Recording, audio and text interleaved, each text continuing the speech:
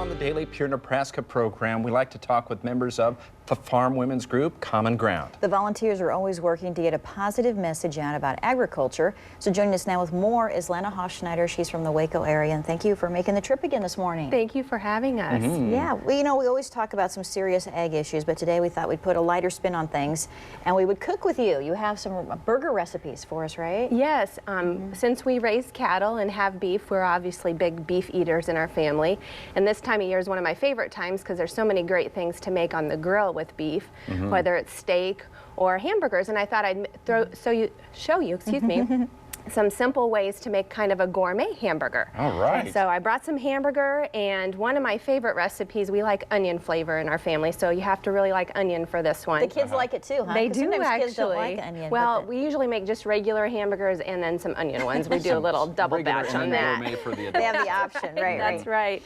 So it's very simple. It's a no recipe is what I like to call it. You don't even need to have a recipe. So even a guy like me could do it. You can handle this. Yes, you could even make them. All right.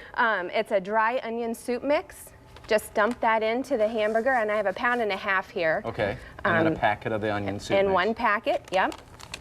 And I like to use my hands. One thing, just to mix it in well, one thing to keep in mind, obviously, wash your hands before. And then after you've touched raw meat, always be careful about washing your hands before you touch anything else. There's obviously food safety issues along with handling meat. So anyway, just dig right in. This is actually all you need in it for the onion burgers. It makes a really delicious flavor.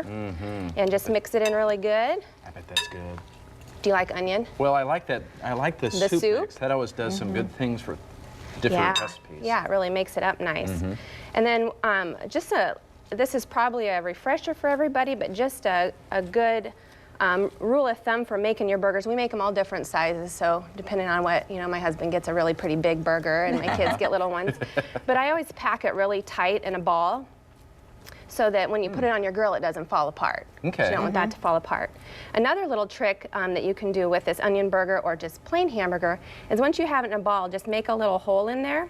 And this is kind of like a stuffed burger. You can take some shredded cheese, or some blue cheese is really yummy in here. Oh, that would be good. Put it in that little hole and then seal it back up so that cheese is in the middle. And then pack it down. Yeah, and then it melts in there. Oh, it's delicious. So then you just pack it and kind of round it like that. Then you don't need cheese on the top. No, you don't. Yeah. Then it's all in there. Pack it real tight, and then put it on your plate to go to the grill. Now the thing to remember is once you've taken this out with raw hamburger on it, don't use the same plate without washing it to bring your cooked burgers back into the house. So that's obviously a refresher for people, but something important. The other thing I want to mention that has been huge for making some delicious hamburgers at our place is use an actual meat thermometer to test the middle.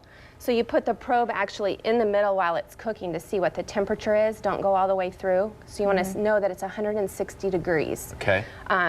Sometimes, before we got this, we used to look and see, oh, it looks about done. Then you get it in the house and it's raw in the middle, and then you take it back out.